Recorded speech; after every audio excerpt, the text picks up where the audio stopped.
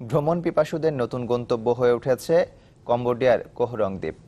সঠিক পরিকল্পনায় গেল 2 বছরের ব্যবধানে এই দ্বীপে ভিড় করছেন হাজার হাজার পর্যটক।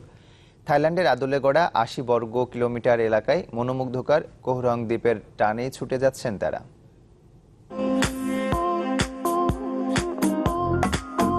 দশ বছর আগেও এই দ্বীপের খবর অতটা জানতো না পর্যটকরা।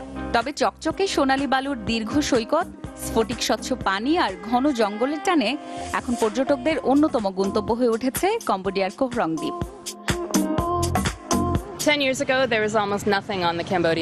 10 বছর আগে যখন প্রথম আসি কিছুই ছিল না এখানে, শুধু সৈকতে কিছু দোকান আর ডাইভিং এর কয়েকটি দোকান ছিল।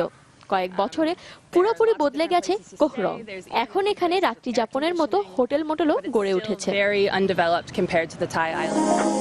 80 বর্গ কিলোমিটার আয়তনের এই কোহ রং কম্বোডিয়ার দ্বিতীয় বৃহত্তম দ্বীপ। এখানকার সৈকতের 7টি মোহনায় রয়েছে স্নর্কলিং ও স্কুবা ডাইভিং এর সুযোগ। জঙ্গল ট্রেকিং, প্যাডেল বোর্ডিং এবং জেট স্কিও করতে পারবেন এখানে আসা পর্যটকরা। কোহ রঙের পাশেই শান্ত ফিরোজা পানির সৈকত কোহরন সামুইলিয়াম।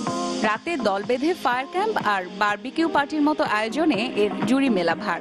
এছাড়া হ্যামকে ঘুমানো আর মাছ ধরার হাতছানি আছে পাইন গাছে ঢাকা কোহটাকিভ দ্বীপে।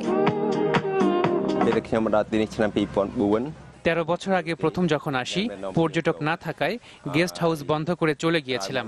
বছর 5 আগে আবারও কোহ রঙে ফিরে এসে এই ব্যবসা চালু করি। গেল 2 বছর ধরে পর্যটকের আনাগোনা এখানে। পর্যটন সংশ্লিষ্টরা বলছেন, থাইল্যান্ডের আদলে মূলত ভ্রমণ পিয়াসীদের আকর্ষণে গেল কয়েক বছর ধরে বেশ কিছু উদ্যোগ নিয়েছে কর্তৃপক্ষ, যার ফলে বদলে গেছে কম্বোডিয়ার দ্বীপ পর্যটন। তাসকিন জাহান, চ্যানেল 24।